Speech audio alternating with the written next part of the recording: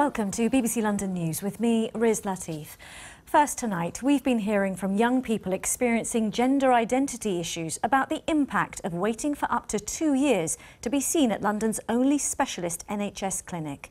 A leading expert in the field has likened the wait to suffering psychological torture. Ben Hunte has been to meet one young person on the list.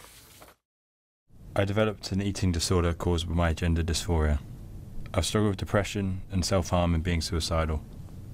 Alex is one of thousands of teenagers in the UK who would like to change their gender. He's asked the NHS for help and he's been made to wait more than a year.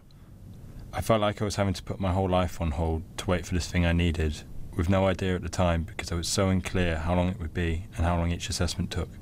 It was something that affected the whole family. It felt absolutely desperate. We were really very frightened and alone. We didn't know what to do. Nobody seemed to be able to advise us. Everyone was saying they didn't know anything about gender issues, and it was the Tavistock who would advise on that. But we couldn't see the Tavistock for months and months. Alex is waiting to be seen at the Tavistock, the UK's only clinic for under 18s who have difficulties with their gender identity. They offer everything from counselling to puberty blockers, medication which prevents the body's natural development. And the demand has never been higher. BBC London has learned that between 2016 and 2017, there were just over 2,000 referrals to the clinic. That's a 42% increase.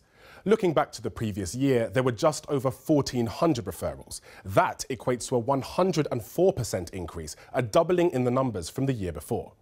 This demand is leading to long waiting times, which some experts say is damaging to health. For them, the wait is hugely distressing. Every day is an agony as they see themselves being more and more developing into a physical body that is quite foreign to them.